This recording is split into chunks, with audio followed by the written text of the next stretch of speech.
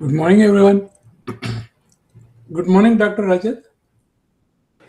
Good morning. Good morning. Yeah, we're waiting for everybody to join.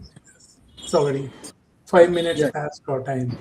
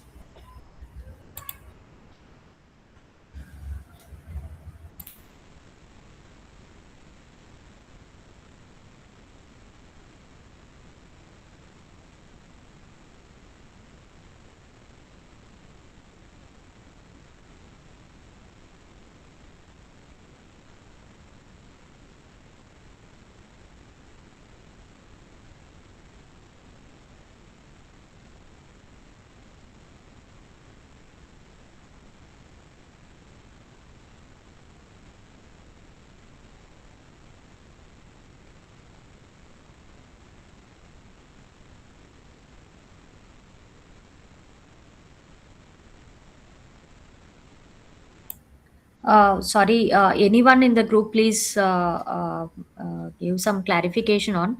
So, whom to connect on some discrepancy with the what you call the assignment marks related. So, Uh, yeah, please let me know regarding that. yeah, What thank. discrepancy? Like I Actually, have.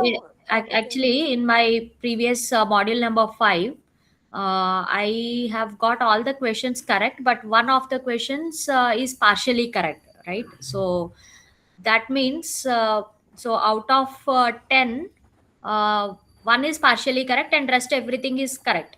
So I mean, how it's been awarded only 90%. So how can, I mean, how, what, on what basis it is? It should be above that, right? I'm Uh, I don't think there is any partial marks. If it's multi-correct choice, you have to take all the options to get that no, marks. no. They give that score here in the module correction. After correction of the module, they provide the score, right? Yes. Yeah. So So basically, Sai, if there, say for example, one question has two answers correct, and if you put only one answer correct, they'll award zero point 0.5 for that one.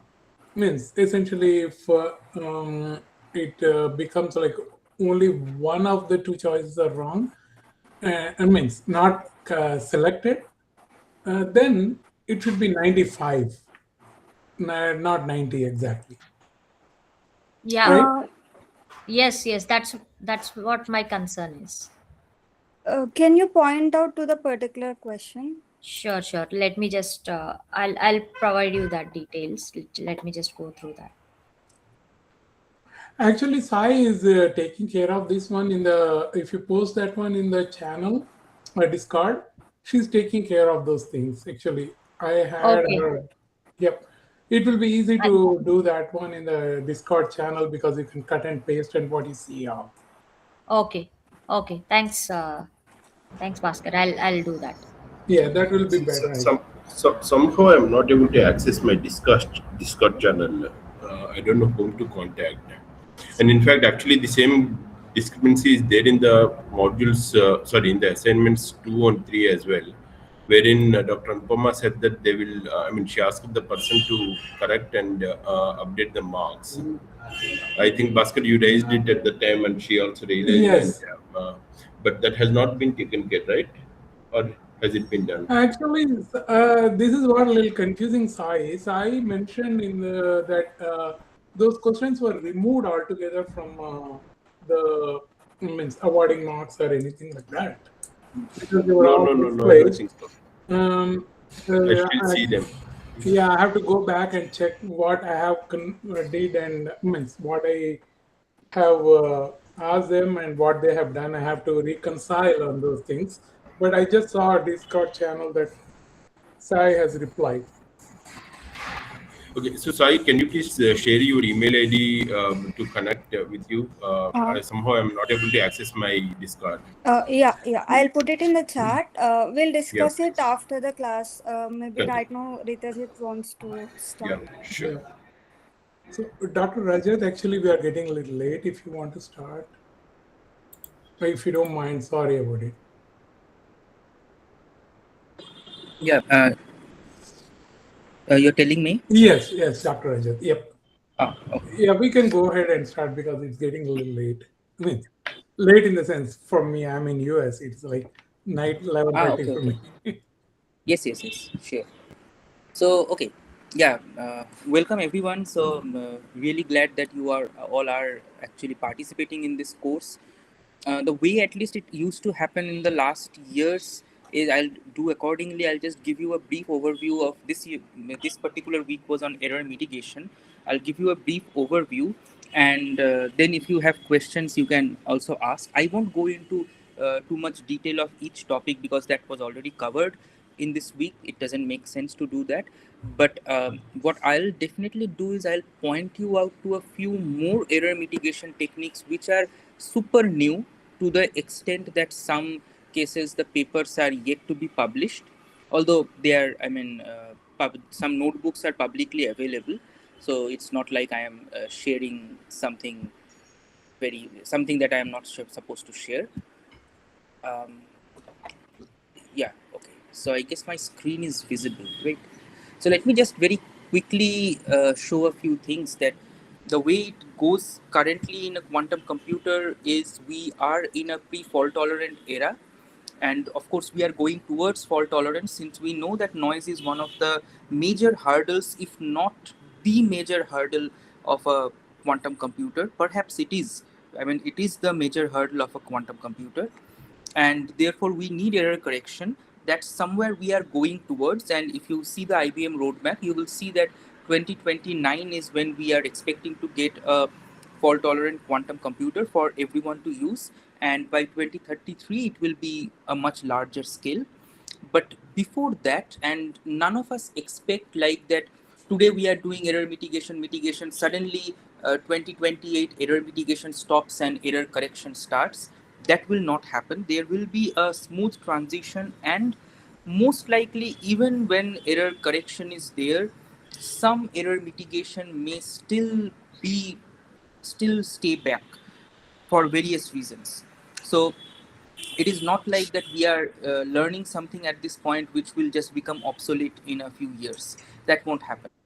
So particularly in this pre-fault tolerant era, if we say the today's era, here we divide all the methods, that some of the methods that we have discussed, into two parts. This is not a very strong technical mathematical discrimination, but just for the sake, is we call some things error suppression, which are done before execution. In particular, it requires some additional classical resource but no extra quantum resource, and error mitigation, which are usually done after or during execution, and it requires both additional quantum and classical resource. That's how we kind of differentiate them, but as I said, it's not a very strict mathematical differentiation here.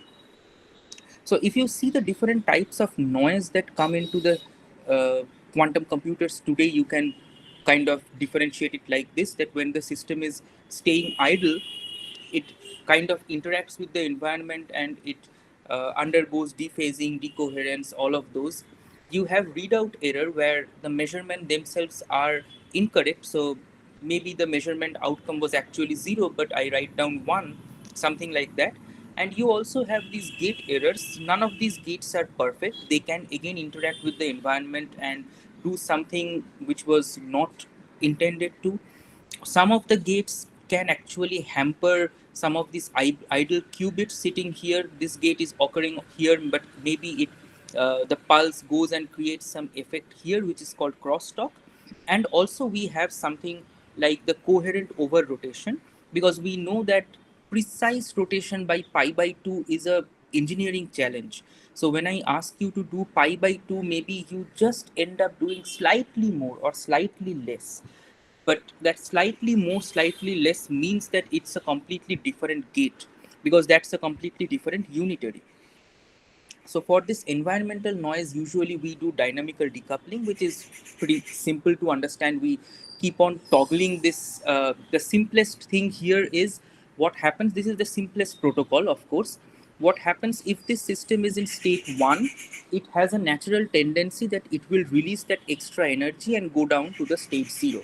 So if I keep on toggling this between 0 and 1, 0 and 1 by putting some extra gates, X gates, then what happens? The time for which it is in the state 0, it will not decohere down to 1. I mean, it will no longer decohere to 0. So the time it remains in the state 1 is actually reduced. But yes, it is not so simple, just like I said in a single word, because decoherence is the not only thing that hampers here. You also have dephasing. So the type of method that I told you, you can start putting X pulses or X gates that will flip the qubit between 0 and 1. You have way more complicated scenarios that you can do, XY pulses and everything. And we also need to take into consideration that when we are putting these X gates, they themselves are also noisy. So I cannot just randomly say that, oh, it is just sitting idle for so long, let's just squeeze in a few gates. It also doesn't work like that. But the overall holistic idea is very simple, that I want to keep on toggling either the state of the qubit or the phase of the qubit, so that the effect of dephasing or decoherence is actually minimized. Then for gate errors, we have different types of mitigations that we have studied, and these are kind of the two very new error mitigation techniques that I said, that some of which for which papers are also not available. And then we have readout errors as well. So in the readout error, I know we did a matrix kind of thing mitigation, but there is also something called this T-Rex mitigation. But yeah, these are pretty simple. So what T-Rex does is basically it calculates a scaling factor for the expectation value. When we were doing the A matrix kind of inversion, that you find out what is the assignment matrix and then you invert the assignment matrix, that will give you a particular quasi distribution. There is no guarantee that this distribution will have all greater than equal to 0 values, right? This is what we saw. In T-Rex, what is done, this twirled readout error extinction, this is again a newer kind of measurement error mitigation technique that has come into play. Here what is done is that you can actually, similarly, what we did in A matrix, we first started in the state 0, and we saw that how many times I am getting 0, how many times I am getting 1. Just prepare in 0 and measure. Prepare in 1 and measure. So how many times you are getting 0, you are getting 1. That gives you the probability of error. From that, you can create the assignment matrix, and then you can just get an inverse of that matrix and apply that inverse on the noisy bits, and you will get some corrected bits or mitigated bits, which is a quasi distribution, which is not necessarily a probability distribution. So if it is a quasi distribution, the only thing that we can do from there is to calculate expectation values. So what this method does, it will be very similar. You just prepare in the state 0 and measure, and you calculate how many times you get 0, how many times you get 1. From this, you calculate the expectation value. What say you are calculating the expectation value of Z. So when you just prepare in 0 and measure again and again, you know the ideal expectation value should be 1. But because sometimes there is some mistake, some of the shots give you 1 also, the ideal expectation value will shift a bit. It will not be exactly 1, it will be slightly different from 1. Now you find out the difference that is given by this EI. It's called the scaling factor. How much the difference deviates because there is noise. And then you run the whole circuit, get the expectation value, and divide it by that scaling factor. That gives you the corrected expectation value. So this is another method of error mitigation. But as you can see, the principle, the holistic idea is very simple. There you can get a quasi distribution, and if you want, from that quasi distribution, you can reach to a mitigated probability distribution. Here you cannot. This works completely on an expectation value. So you can decide which one is important to you. If eventually you only need expectation value, T-Rex is pretty good. But if you finally need from quasi distribution, you want to go to a probability distribution, the nearest possible probability distribution, then you have to go to the kind of method that we did, the A matrix based method, that allows you to get a probability distribution as well as it allows you to get the expectation value. So you can ask then, why should we think of T-Rex, which does not allow us to get the probability distribution? Because there you have that A matrix which you need to invert. So inversion of this matrix is a huge classical overhead. But here you just calculate how much the expected value deviates from 1, for our example 1, how much it deviates from 1, and you just divide by that, so that costly matrix inversion can be avoided using this method. So this is kind of the A matrix based method that we discussed about. The other thing that we discussed was the zero noise extrapolation. The idea here is super simple, that you have your original quantum circuit which is noisy, so you get some noisy expectation value. Now we amplify the noise in the system by, there can be multiple methods to amplify the noise, but let's say that we have used some methods. So by amplifying the noise in the system, we start getting worse and worse expectation values. But now we have multiple data points. We can treat this as a scenario where we have multiple x-axis values and their corresponding y-axis values. So I can fit a curve and I can extrapolate it wherever it hits the y-axis. That is the estimated expectation value in the zero noise limit. This is the idea of zero noise extrapolation. And there are multiple ways to do this amplification. The first zero noise extrapolation, when it came along, it used something called pulse stretching, which you can think of analog zero noise extrapolation.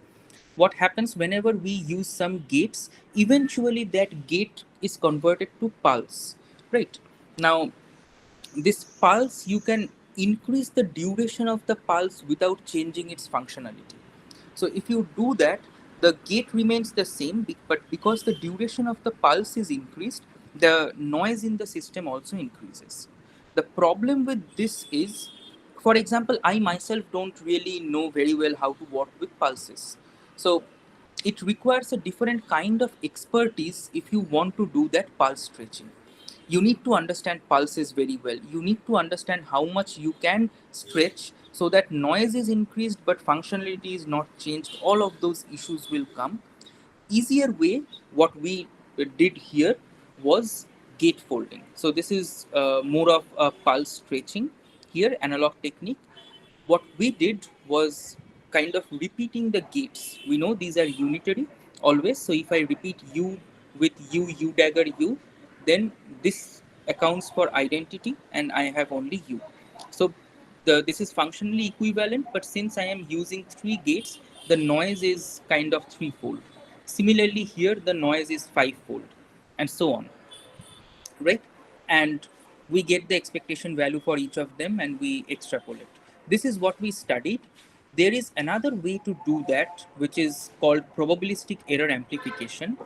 So the problem of this method is, how do you really guarantee that when you make this, when you repeat these gates, the nature of noise doesn't change?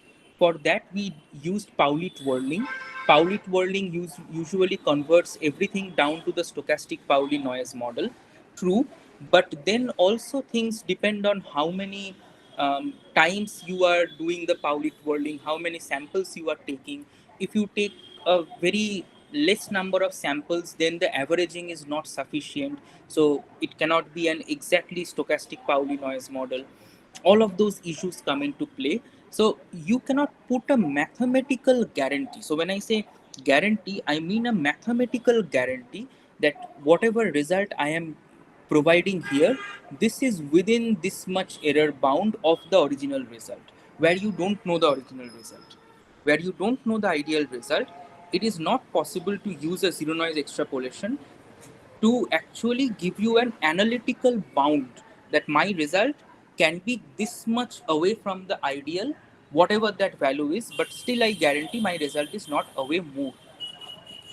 So for that, there are these methods like probabilistic error amplification, where you learn the noise in the system by applying some sort of a sparse tomography. Again, I won't go too much into details of what sparse tomography is, but it does some sparse tomography and it learns the noise in the system. So now I know what is the noise per channel, and instead of folding the gates or instead of repeating the gates, I can intentionally inject noise. So this is actually injecting noise. This is one layer it's not a single gate, it's a single layer of gates. So I have learned the noise corresponding to that layer, which is lambda. Now since I do a Pauli twirling, this always have a Pauli representation, right? I can write it down as a linear combination of some Paulis. So I should be able to inject the same Pauli once more, which increases the noise in the system. So it is still amplifying the noise, but in a learned way. It's not naively repeating gates. It is learning the system and then increasing the noise accordingly. Then you get what's expectation values when you increase the noise in the system, when you inject noise, and then you extrapolate. So that remains the same, but you make sure that when noise is amplified, the nature of noise doesn't change. So this is what is done in probabilistic error amplification. And as I said, there is some particularly recent techniques called probabilistic error cancellation. Here the idea is that I won't again go into too much details, but you should be knowing like what are the state of the arts at this point. um, we are expecting to go towards advantage very soon. We are already seeing examples where the results that we are getting on a quantum computer is actually challenging the most sophisticated classical methods. But the systems are noisy on a quantum computer, so we need some validation. If I give you a result from a quantum computer, you should be able to trust it. I mean, it is not sufficient to say that I have done very fast. You should be able to trust my result, even knowing that there is noise in the system. So that's why all these newer error mitigation techniques are coming, where the idea is that if you learn the noise, why not put the inverse of the noise? Then it cancels out the noise. You don't amplify the noise, just put the inverse of this. So it cancels out the noise, and then you are actually running effectively a noiseless circuit simulation. So instead of saying that previously, when what I was saying is that you learn the noise, you inject the same noise. Here, the theoretical idea is you learn the noise, you inject the inverse of that learned noise. The problem here is that the problem here is that the inverse of this you can show is not physical. So this will have negative eigenvalues. This will not be a completely positive trace preserving map. All of those issues will come into play. So there is a huge sampling overhead where, say, your noise channel is some 1.2i minus 0.2x. Now this is not physical because you have that minus, but you can individually calculate, you can individually do this for I and x, and then you do that point 1.2, 0.2 minus all of this classically. So this is what is done in probabilistic error cancellation. But the fact that you have to do this, you have to individually walk through the different Paulis, it means that the overhead of this method scales exponentially with the number of qubits and with the depth of the circuit. So while this gives you a very strong bound that if you can do this perfectly, you can completely cancel out error in the system, it also gives you a very high overhead.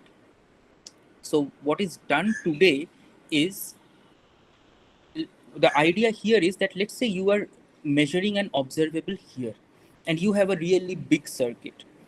Now think of this observable is immediately affected by this gate. This gate is affected by this gate. This gate is affected by this gate, and this gate, and this gate. So this gives you something what we call as a light cone, or you can think of reachability. How much this particular observable, which are the gates? You may have a huge circuit, but does all the gates in the circuit really affect this observable? Often, not always, often it turns out that that is not the case. So what we do in this idea of shaded light cone is that you look into this observable, you find out what are the gates which are affecting this. Then you do a PEC over this smaller chunk of your circuit. So now your overhead is actually less because you are reducing the number of gates, you are reducing the number of qubits effectively when you are doing PEC. So yeah, I mean, let's not go into this is, but here you can see actually that if you do a full PEC, it takes this many shots, which is like really high, more than 10 to the power 10 shots.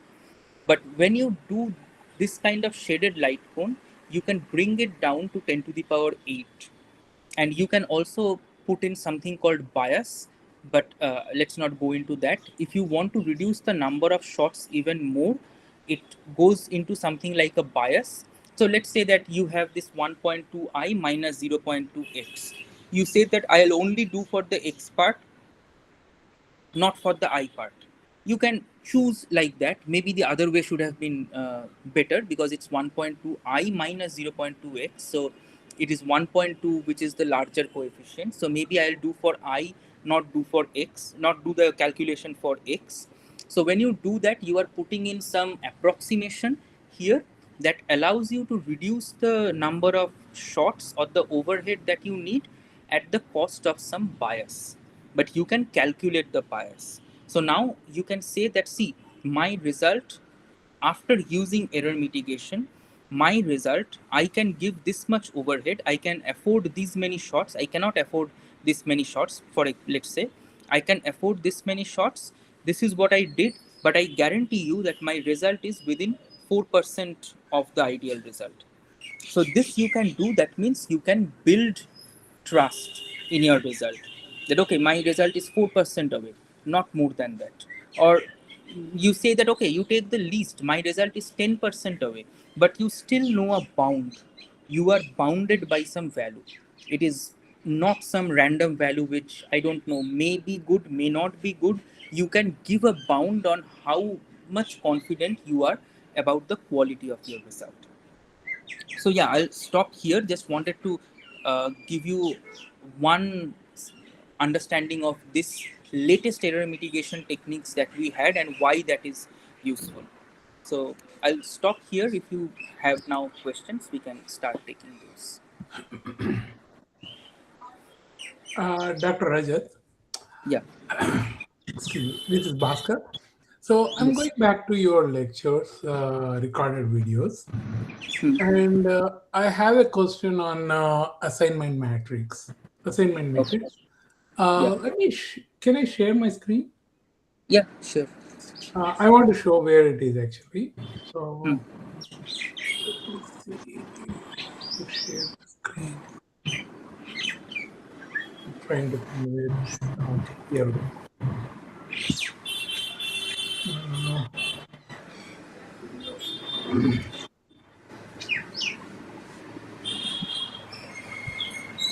Can you see my screen, Dr. Rajat? Yes. Yes. Yes.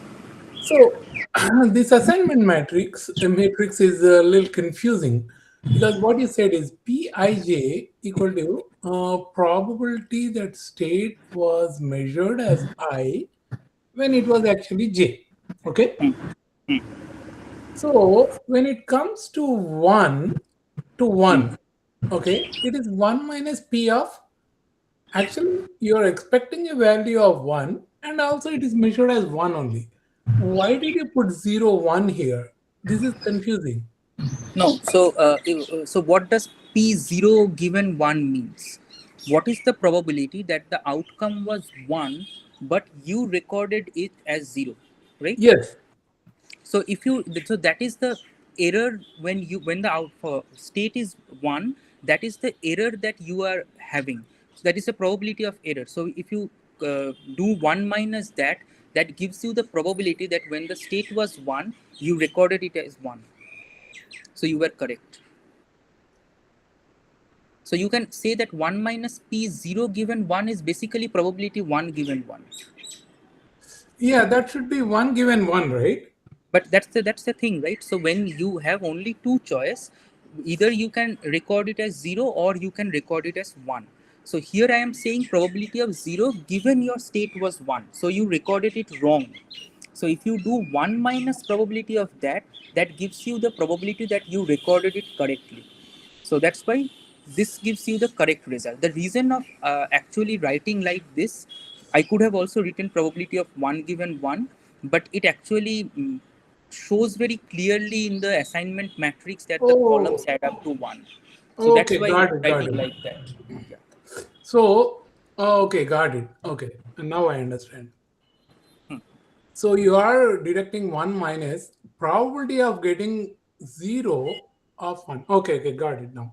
So I was thinking like 1 minus p multiply means No. of 0 1. Okay.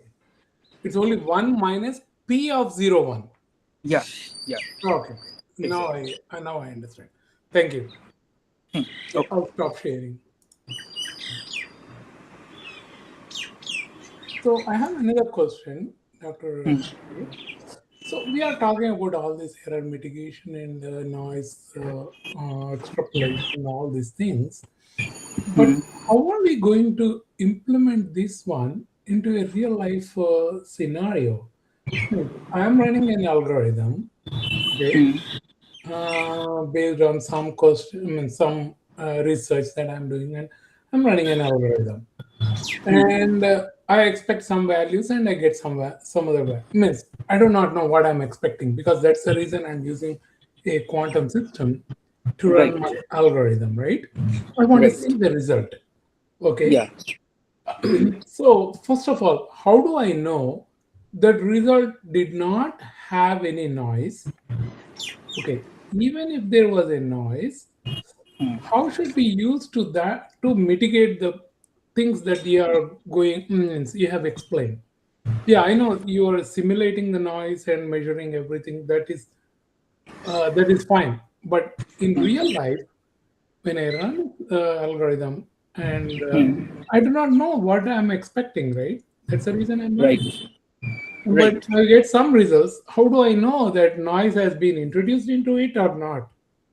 Yeah, that's actually a very good question. So, yeah, all the things that I showed, it does not really need you to simulate anything. You can do all of these on a quantum computer, right? So, when I am doing zero noise extrapolation, for example, you, if you repeat the number of gates, you know that noise is getting introduced because the gates are noisy. It Yes. cannot be that I am increasing the number of gates, but my noise is not increasing.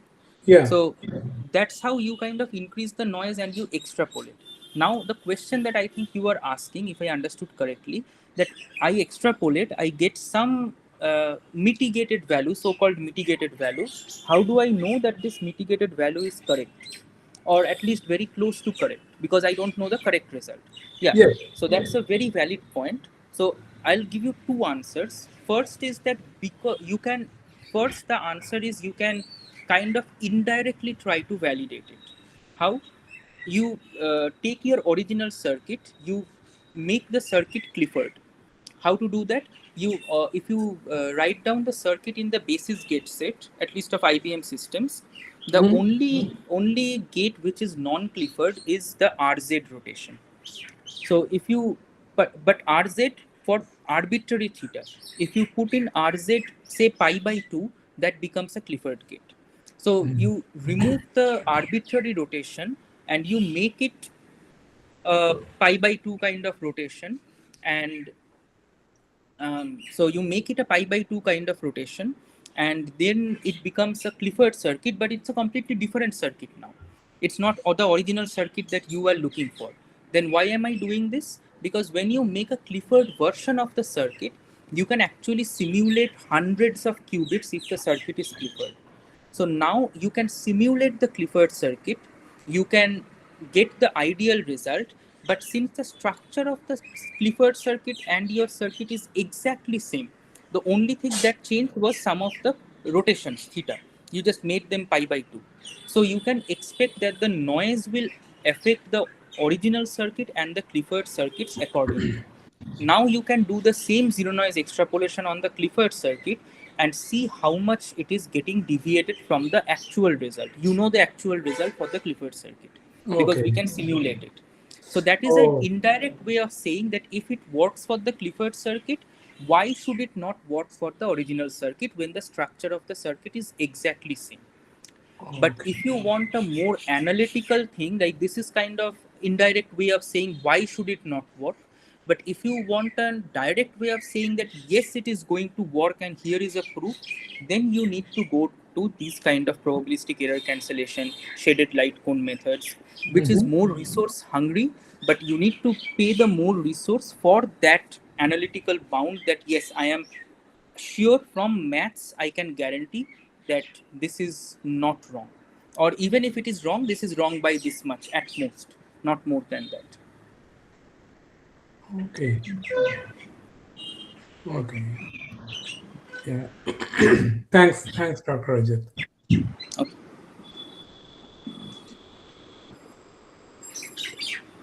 I have some other questions, but I'll wait others to go ahead.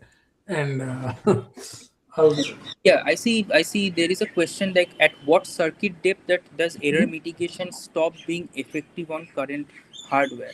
So there is no hard and fast answer to this. The only thing you need to make sure if you are going to use a zero noise extrapolation type where you are amplifying the noise in the system, your final sorry your final folded circuit after you insert the extra gates and everything, the final time of computation of this circuit should not exceed the t1 time. So you have the t1 boundation, right? At beyond t1 time, you can get the t1 time from the calibration data. When it goes beyond the t1 time, then the system has a very high probability of error. It has almost lost most of its coherence and everything. So you need to make sure that not only your original circuit should have a computation time which is less than the t1, that you can calculate very easily because we know the time of execution for each gate. So you can actually find out how many layers of gates, um, what are the gates on each layer, and you can calculate the duration of this particular circuit. That should be less than t1, and at the same time the amplified circuits that should also be less than t1. Only then your error mitigation will work. If it goes beyond that, it won't work. So the other follow-up question is that why does measurement mitigation become exponentially expensive as the number of qubits increases? Yeah. So the A matrix type measurement error mitigation that we studied, there you need to calculate the assignment matrix. And the assignment matrix scales at this as 2 to the power n cross 2 to the power n, where n is the number of qubits. So when I say that it becomes exponentially expensive, it is not exponentially expensive in terms of quantum resource. It is exponentially increasing in terms of the classical resource. When your size of A matrix increases exponentially, then the inversion of that A matrix, first is storing of that A matrix, then inversion of that A matrix, that becomes exponentially costly as you increase the number of qubits. Therefore, when you have this T-Rex kind of mitigation, that's why I wanted to talk about that also, where you just find out a scaling. It's just a scalar factor. You find out the scaling for each qubit. Now there is not exponential overhead when you increase the number of qubits. It's just the scaling factor of each qubit. So if you add one more qubit, you need to find out the scaling factor for that extra qubit. That's all. It's not exponentially increasing.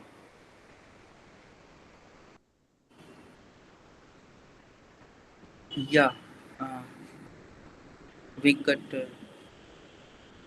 Yeah, if you want to unmute yourself and ask.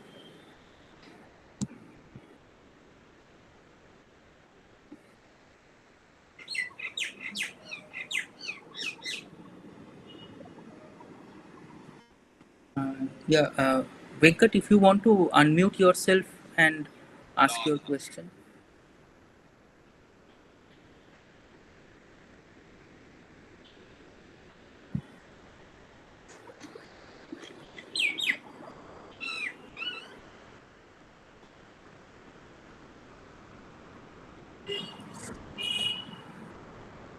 Oh, sorry,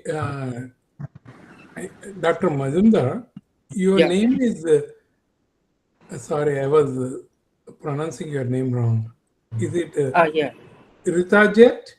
How do Yes, you yes. pronounce Yeah, it? Ritoji. Ritojit. Yeah. I'm sorry. I was pronouncing as Rajat. I'm sorry. Yeah.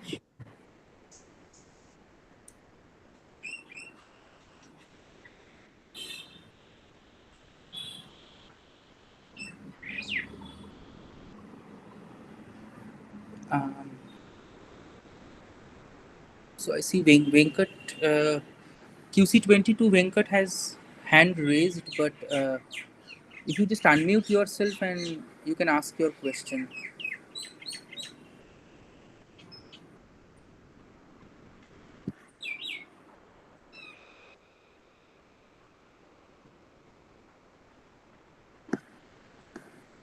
Okay, if not, if anyone else has questions, we can take that. Yeah, please go on. I see. Sir, good morning. Actually, I mean, if there are no further questions or anything, can you just briefly give some details about the complete error mitigation strategies talked about in this particular module? Because somehow I did not get a chance to completely go through all the videos. I see.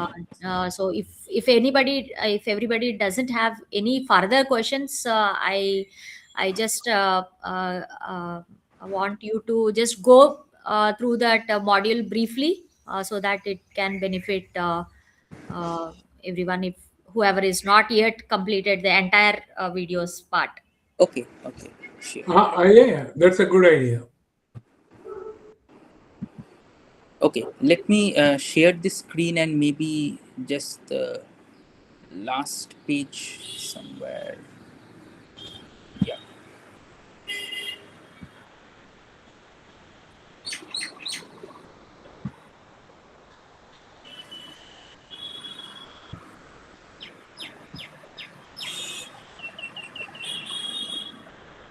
So I hope this is visible. The some of the things that we covered. This is of course a particular slide, so it will be less intense than the way we covered in the entire module. But if you look into the different types of noise that comes into play, of course these are not the only types of noise which are there, so that's why I have this dot dot dot. But the way we kind of deal with many of this noise is whenever you have certain stuffs like crosstalk, idling things, the way I was saying that, because qubit is staying idle for a long time, so it is incurring some error. Qubit is idle for a long time, therefore it is having some crosstalk from some other qubits which are undergoing gate operations. For those kind of things, we have this thing called dynamical decoupling. On top of dynamical decoupling, so these are actually going on top in layers. It's not a single strategy that works for everything. First, we make sure to use dynamical decoupling to remove these kind of idling errors which are idle and therefore are getting phase mismatch, or it is getting affected by some other qubits which are undergoing gate operations. Next is that we see different types of noise, they have different analytical structure. Therefore, it becomes very difficult to study if you have different noise, each of which kind of ends up having a different structure. So we have something called twirling. When you do twirling over the entire system, what happens is that you kind of take an average. I'll give you a bit more detail of that.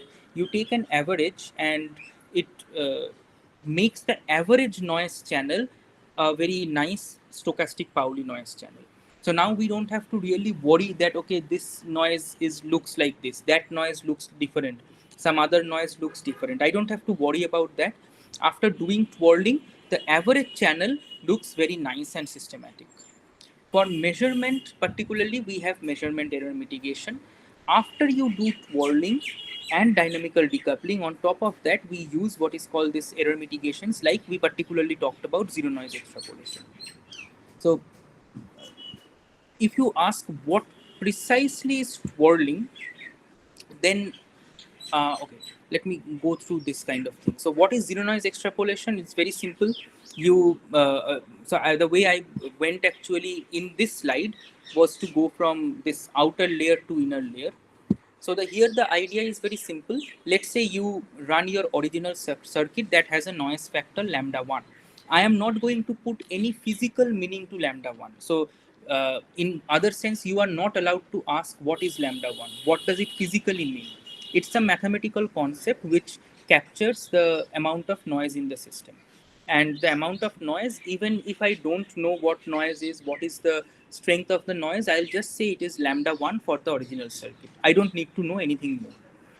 Now I will amplify the noise in the system by, we mainly studied the gate folding, and I'll go to something called lambda 2. And I know what is lambda 2 with respect to lambda 1. So if I repeat my gates say 3 times, so for example, I have a system like this where U1, I am repeating U1, U1 dagger, U1. So U1 dagger, U1 is actually identity. So that means I have not changed anything. I have just increased the number of gates. So if the noise in this particular circuit is lambda 1, the noise has increased threefold here. So this is 3 lambda 1, which I'll call lambda 2. So that's all. Again, I won't put in any physical meaning to lambda 1, lambda 2, but I can say what is lambda 2 with respect to lambda 1. Similarly, I can say what is lambda 3 with respect to lambda 1. If I repeat it 5 times, then lambda 3 is basically 5 times lambda 1.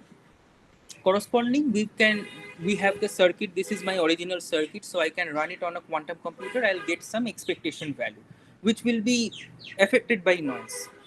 I will run this folded circuit, run it on the quantum computer, which I will get some other expectation value, which will be even more affected by noise because the number of gates are 3 times more here.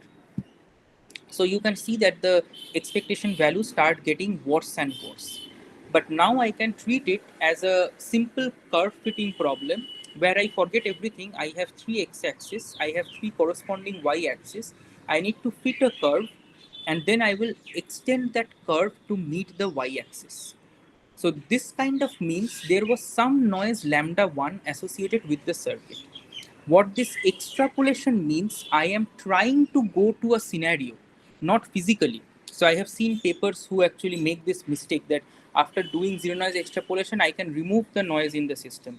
No, I cannot remove the noise in the system. I am trying to mimic a scenario where there is no noise in the system. So I am kind of physically extrapolating it, the point where it meets the y-axis. It gives me an estimate that if there were no noise in the system, so lambda 1, some noise, lambda 2, some more noise, origin, zero noise. So that is how it kind of goes, that if you go to the origin, it is zero noise. Then whatever lambda it is, we know that is zero. So at that zero noise limit, what is the corresponding expectation value? That gives me zero noise extrapolation, some estimate of that zero noise. So this is what we mainly studied about zero noise extrapolation. And something that I said is in probabilistic error amplification, instead of repeating gates. So you can see today we are trying to run really big circuits because that's where any sort of advantage can come from quantum computing, by running circuits at a scale which are beyond what classical can do. But let's say that you have a really big circuit that you are running on this hardware, and now here, so you can understand one thing. When I am doing this folding, if I have a very deep circuit, so there was already one question that what happens when you have a very deep circuit, how long will error mitigation be useful? I am already increasing the depth of this circuit 3 times, 5 times. So if this is already a deep circuit, repeat increasing the depth by 3 times, 5 times, that will perhaps take it beyond the T1 range that I said, that which is acceptable.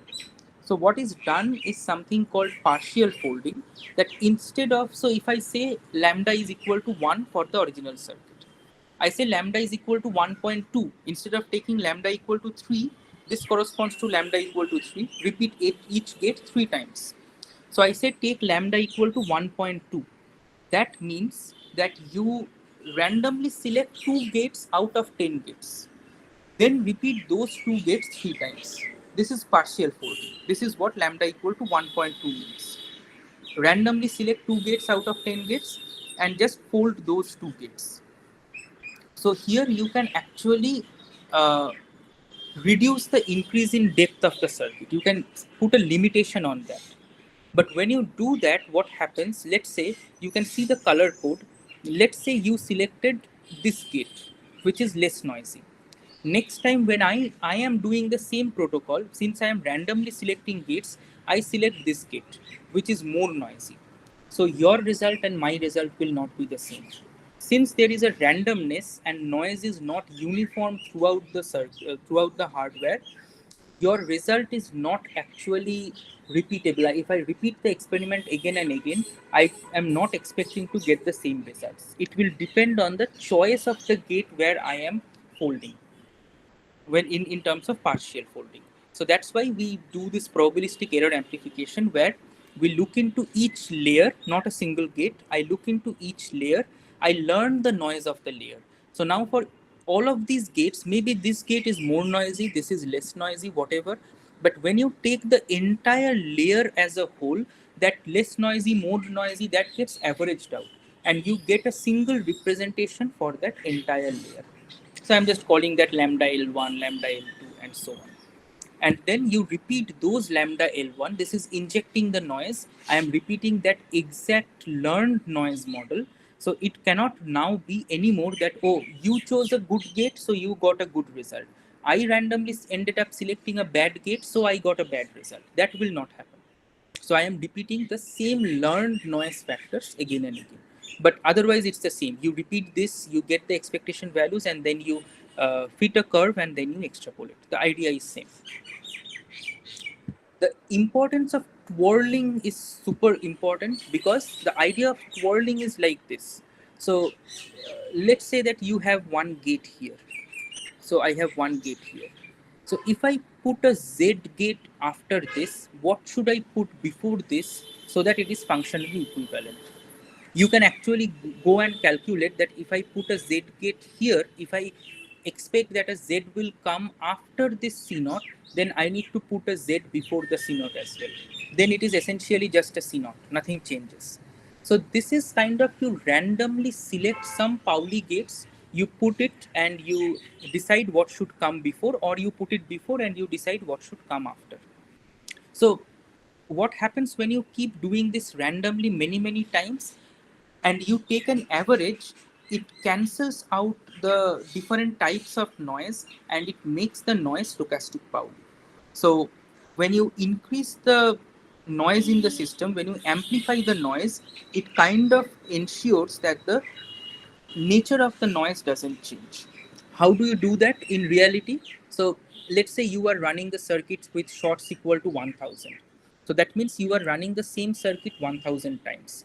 So instead of running the same circuit 1000 times, why don't you create 1000 random instances? They are functionally equivalent, but you are creating 1000 random instances with this Pauli twirling. So when you take the average, you will eventually take the average. That's what we do. We take the average of say 1000 shots, 2000 shots, whatever, 10,000 shots. So eventually when you take that average, you get this twirling effect and your effective noise model becomes very nice and analytical. So when you increase the noise in the system, you can actually expect that the nature of the noise will remain same. So if you particularly see this figure, you can see that this is actually a circuit like this, and they have calculated an expectation value for each qubit. If you look into this, when there is no twirling, this is the red values, the values kind of go different for different qubits. So this one a curvy nature, This is a different curvinature. There is no curvinature here. There is a different kind of curvinature here. This nature is different. This nature is different. Each qubit has its own different nature. But when you twirl, you see every time the nature remains the same. Every time the nature remains the same. So this is the effect of twirling, and that's why it's super important. And you can show in practice that if you just do zero noise extrapolation. So this was just an example. Here the ideal was the green one. This was the ideal value. When you don't do any mitigation, you see this is the black value. So it is already starting to deviate a lot from the ideal value. Now, if you don't do twirling and you do zero noise extrapolation, then you end up with something like this. And you can see that the nature is very different.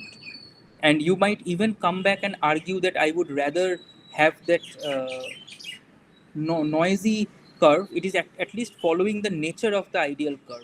What you are showing me here as mitigated is completely different. I mean, this is a completely different nature. But the moment you twirl, you see this is the blue curve. It not only retains the nature, but it is also better than the noisy. So that's the importance of twirling. We did A matrix based measurement error mitigation.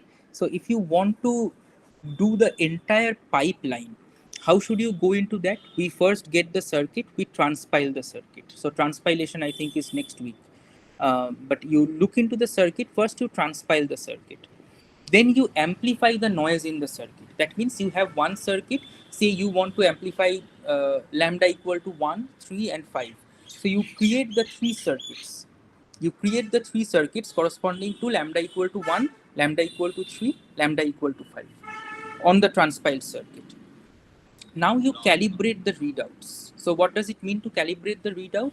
You need to know, you need to create the A matrix, right? For that, you need to know how much the 0 deviates from the ideal result, how much 1 deviates from that ideal result. So that means you need to run a circuit where the input is 0, you need to run another circuit where the input is 1. So that gives you the result of how much error is in measurement. That gives you the A matrix. That from there you can prepare the A matrix. Or if you want the T-Rex kind of mitigation I very briefly discussed, that allows you to calculate the scaling factor. So that calibration of readout comes next. Next, you need to twirl, because say you are going to take 1000 shots, you already have the 3 amplified circuits. Now you need to make sure that those 1000 shots, they are actually twirled. You are putting in different Paulis randomly, and that is done at this point. Now you have everything ready. You have the twirling associated with each shot. You have the 3 different circuits that you need to run to amplify the noise. So you go to the hardware and then you execute. Once you execute, you first need to aggregate all the twirls. See, this is what we do. When I run a circuit with 1000 times, shots equal to 1000, even if there is no twirling, what I do is I run the shots 1000, run the circuit 1000 times, and from there I aggregate what are the different outcomes, and it returns you a count dictionary. That is precisely what will happen here. So when I say aggregate the twirls, it just returns the count dictionary. From here, you calculate the expectation values for each of, so for lambda equal to 1, lambda equal to 3, lambda equal to 5. So you calculate each of the 3 expectation values. Now, each of these 3 expectation values are also affected by measurement noise, but in this calibrate readout phase, you have already calculated the A matrix, or you have the data to calculate the A matrix, or if you are going towards T-Rex, you have the data to calculate the scaling factor. So you now need to mitigate the readouts. So I have the expectations for lambda equal to 1, I'll apply error mitigation on measurement error mitigation on that. I have lambda equal to 3, I'll apply measurement error mitigation of that. Lambda equal to 5, apply measurement error mitigation. So now I have 3 values, which are each of them are mitigated for measurement error. Then finally I take those 3 values and we extrapolate to zero noise. This is the entire pipeline that we discussed in this week. We went into more technical details of each of them, of course, but this is more or less the entire pipeline. It is very good to understand this, but say if for some reason you really don't want to understand all of these properly and just want to apply this for a particular problem that you are interested in, then when you are using Qiskit, you can set in resilience level. And if you set the resilience level to 0, it means there is no mitigation. If you set it to 1, it means there is only measurement error mitigation and gate twirling. And if you set it to 2, it is measurement error mitigation, gate twirling, and zero noise extrapolation. But at the same time, I would strongly say that it is important to really understand what is going on, because that helps you with problems when you are serious about solving a problem. It is not really great that you start using resilience level when you are super serious about getting the results and everything. You really want to understand what is going on at this point. So yeah, this is what we more or less discussed throughout the week. Thank you, sir.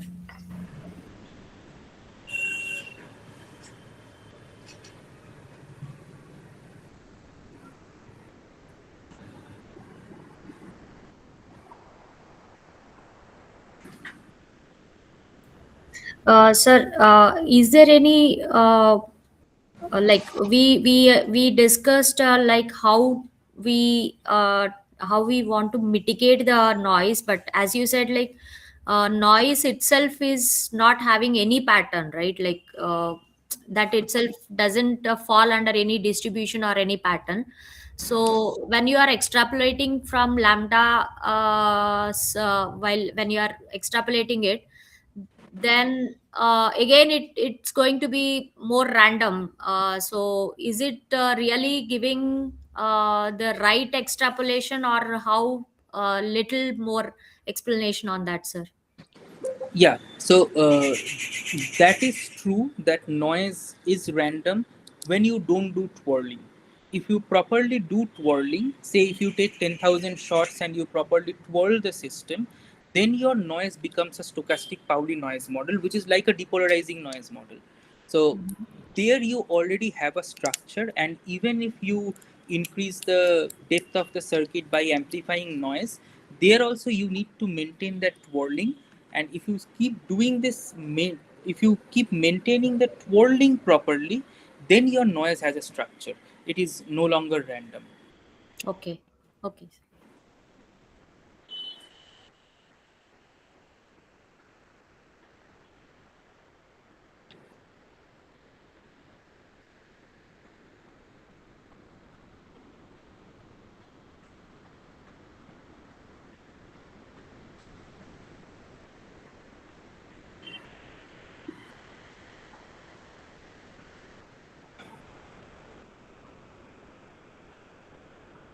Yeah, if there are any more questions, we can look into those.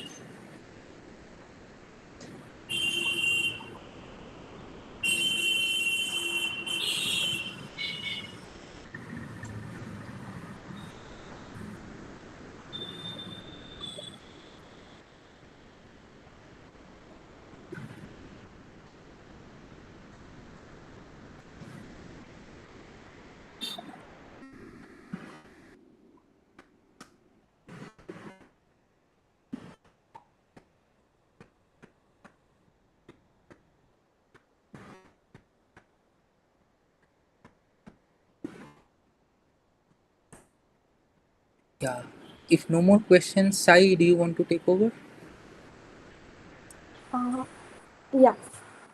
Thank you, Ritichi.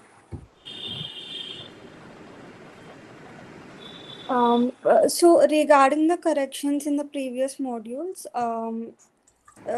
what happened was they have removed few of the questions from grading itself, so your total scores reduced. So that is it. So your total out of score also reduced. So I think you don't need to worry about that.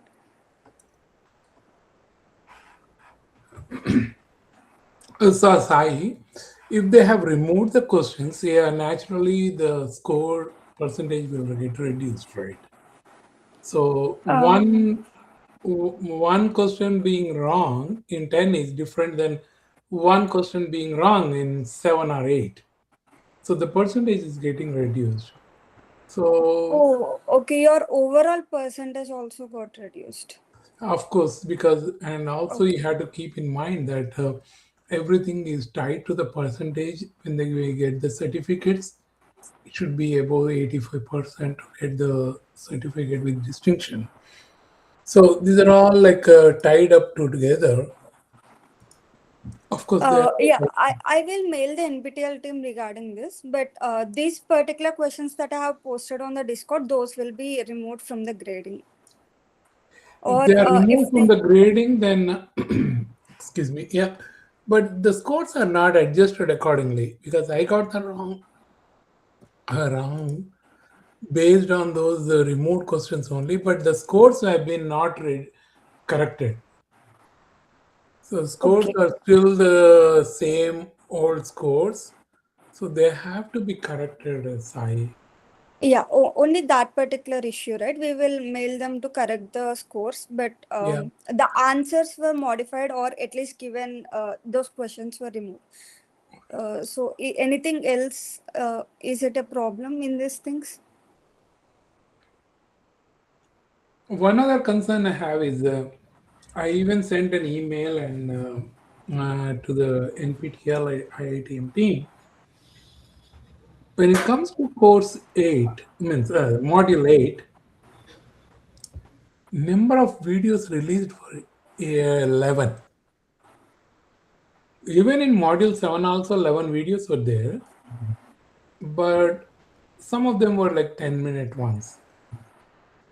But in module 8, the topic is different and it takes a lot of time. I don't know what NPTEL is thinking about it. The expectation from this course and the target audience like us are the working professionals. We are not regular students. Okay, so we cannot really spend whole of our week just going through them, understanding, cross-referencing. It's very difficult, very, very difficult to catch up with that much of content. Um, I brought this. I mean, during QML also I brought up this, and many of team members also brought up this one because QML was also done like that. And a lot of things were stacked into very tight schedule, and it's very difficult to understand. Forget about assignments for a minute. We joined this course to get means out of passion or out of learning things. But if that is a whole objective is not being met, then there is it's very difficult to understand what they are thinking.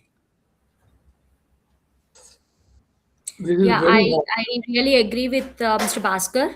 But Module 8 has a lot of content with almost like every video around 40 minutes, 11 videos, probably every video about 30 to 40 minutes.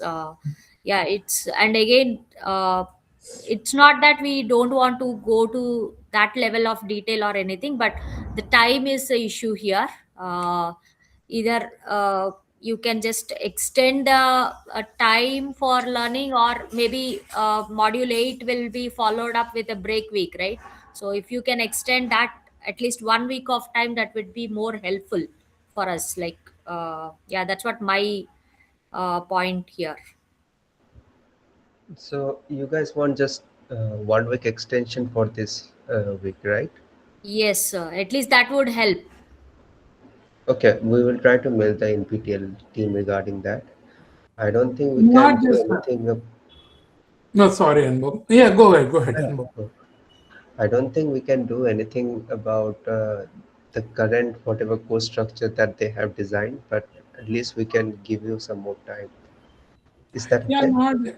yeah, not yeah. just for assignments. Actually, assignments we get 2 weeks, okay. But what is happening is, Anbo, uh, practically it's only 1 week because we have to be ready with questions for the live session, right? If we have to ask questions on the live session means we have to go through all the videos in 1 week. Okay? And not just going through the videos. Those videos are also not designed for this course. They were pulled from some other context. Means they were designed for something else, and they were published somewhere with something, some assumptions and all, and they were posted here. They were not even released for this course. So we had to grow cross check a lot of things that are being discussed before we come back and answer the questions. So even though for assignments you have 2 weeks, but a live session is only 1 week. Friday it is released, and we have to get ready by next Friday to have all our questions or all our doubts charted out so that we can ask properly in the live session. Yeah, that reduces the usage of the live session as well. If you see, like, I don't know, like, I'm feeling this today. If you see, there were quite a few questions asked in this session where we are still left with 45 minutes, and we could not utilize this time properly because myself, at least I'm talking with myself, I could not complete the entire video. So that's the reason I could not ask a lot of questions here. So this reduces the utilization of the live sessions also. Yes, Exactly. the live interaction should also be postponed by 1 week.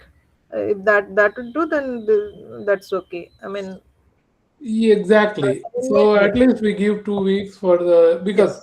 the content, at least in module 8, content is so much that next week if they schedule a live session, we will not be able to ask half of As it. much, yes.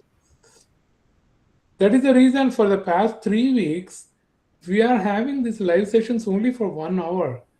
Earlier in course 1, if you remember, we have been running out of time. We had more Almost questions. 3 hours, close to 3 hours, we used to have the live sessions with Live lot of sessions. questions being asked, and a lot of discussions were happened during our first course structure. Exactly. So this time means if you're not asking questions means either we did not go through completely Yeah, we have not come through. or we have Definitely. understood everything. No, But we no, have, that's not possible. so either it should be this side or that side. But the other side is only correct. We are not able to go through the entire thing. And are there different types of certificates? I mean, it's not a pass fail kind of thing. No, they said 85% and above you get a certificate with distinction. 70 to Otherwise, 80. no certificate. It's very low. Very low percentage you Oh, don't get any I mean, certificate or you just above participate. 85 or zero. No, It's no, that no, no, kind of no, thing. no. No, I no, think it's participation certificate. 25%, I believe, for getting Pardon? a certificate. For Huh. getting a certificate, it's 25%, I believe. 25 only. Is it 25 Uh, and 85? yeah, it's there in the course The course schedule, program it is details, there. certificate criteria you have. Let me just post it if you need. Yeah, it is I there don't in see. the first live session. There's the program details. If you go, Yes, and certification I agree. Along criteria with is there. certificate, the more important part is learning. Even I am falling behind. I'm yet to even reach half of module 7, and that's also because we have busy schedules. The course should be kept when you're designing the course. It should be kept in mind that we are working professionals, maybe working 10 hours a day. Uh, That's exactly true. That's exactly true. Actually, I sent emails. I don't know whether how many of you have might have checked your emails, but I sent an email clearly defining all these things, and also these videos were not designed for our course at all. They have been pulled from some other places. For example, Dr. Mazumdar, you can tell where these videos were actually. Where did you record these? Means In what context did you record this No, video? wait. So if it is this ones, these videos were actually recorded for NPTEL. Yes, there was a few live students just to make it easier for me and not just stare blankly somewhere and talk. So these were actually recorded for NPTEL in particular. I can talk about mine. Yeah, we saw some people were talking to you, and also I didn't Yes, yes, know. yes. There were some live students from IIT Madras just to make sure that it wasn't just a I am just looking in the blank room and talking myself. Yeah, that is fine. Actually, your videos, I mean, even though we saw that one, it was not out of context because you started with the basics and all went through, and also it was fine. But other videos, when I saw, they were now completely out of context. For example, Dr. Chaitanya's videos, Professor Chaitanya's videos were recorded somewhere, Professor Prabhas were recorded somewhere, and Professor, means Dr. Anupama, she did somewhere, some presentations she did somewhere, they pulled and put them together. This does not justify the amount of fees that they have collected. The amount of fees that they have collected is enormous. It's not cheap. Yeah, it may look cheap for me because I'm in US, but it's not really cheap. When you are collecting that much of fees and 100 plus students are there, means it doesn't make any sense. If you can, if they cannot do that justice for the course, there is no point in running this course. And they have been repeating these things with all the mistakes for the past 3 years. All the mistakes are there, assignment mistakes are there, video mistakes are there, everything is there, and they're not looking back and correcting them.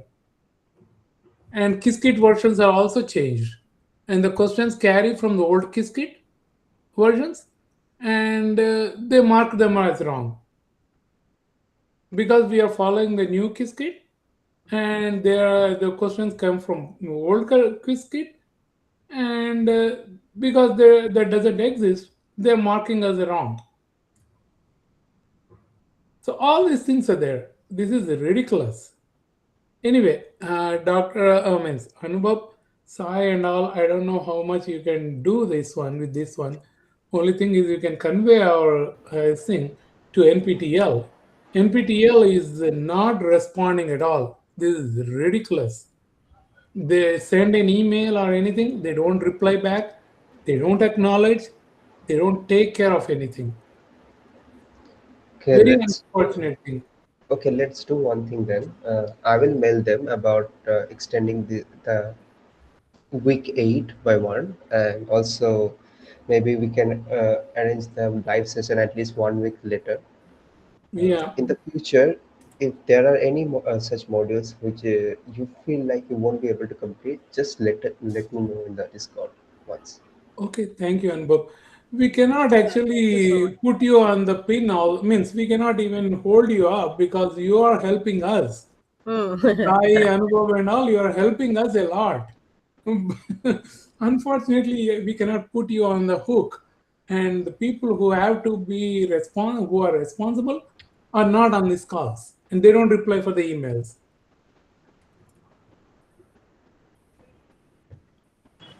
Sorry, just one question. Is the week 8 was this error mitigation module? No, week 8 is what we got is No, that's week 7, I think. week 7 is the one that we are going through is this one, and week And week 8, 8. Then week it 8 should And be the is next week, transpilation, correct. and Yes, it's circuit and the cutting, all regarding of circuit it. cutting. Yes, guys. it's about transpilation. Right. So I can at least for this 2 weeks, given I am also part of this week 8. I can at least say this thing anyway. I am not available next Saturday, so they were supposed to have the live session next Saturday. I would have anyway gone back and told NPTEL. And since you also need some time, at least we can have that 1 week or 2 weeks later, according to your whenever you are done. And if you feel at that point that there are more questions on error mitigation, I'll be the one who will be there in the live session, so I'll be very happy to take those. Okay, Thank Yes, you, sir. Dr. so much. Thank you very much for that. Yeah,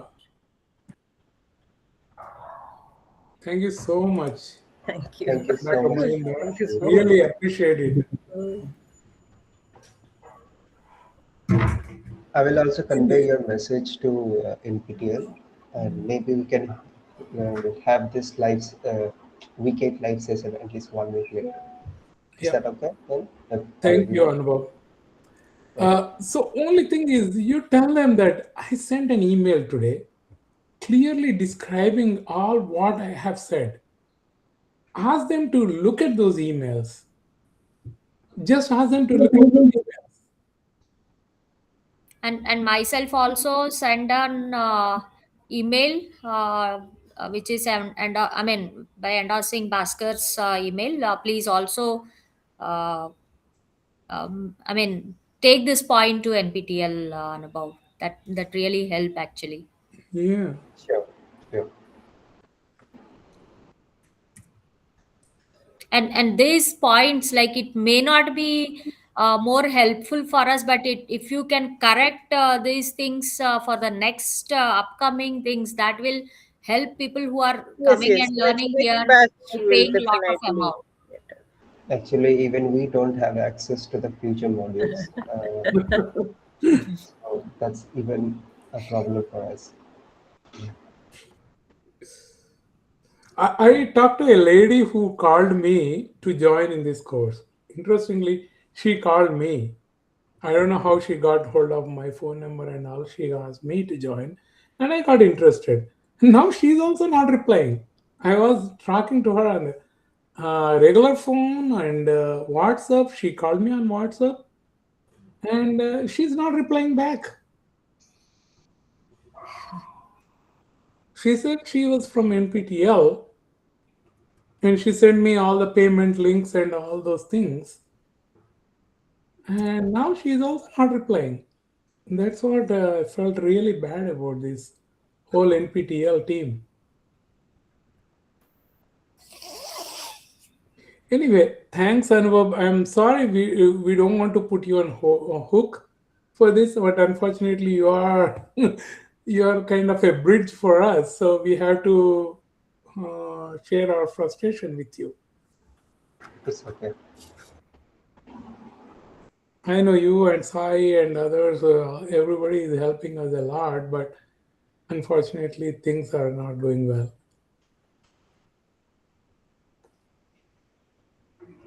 Okay.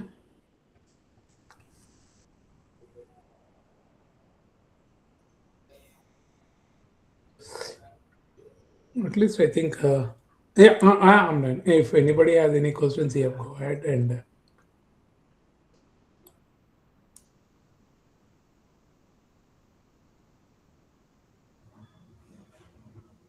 No, I think we're all set. Let's. Yeah, let's do this. As I said that I don't know if Dina will be able to join. He's actually in leave, but next to next week or whenever it is, I'll be there. So if you have more questions on error mitigation also back then, along with transpilation and the circuit cutting and everything, so we can Okay. take that then Thank also. you. Thank you. Really appreciate it, Dr. Majumdar. Sure. Thanks a lot. Thanks. Bye, everyone. Bye. Bye.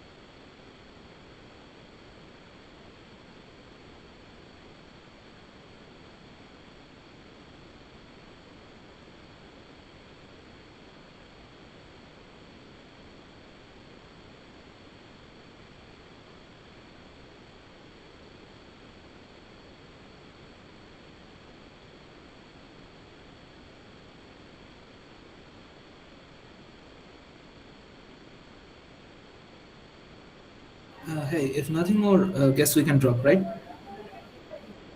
Yes. Okay, thanks.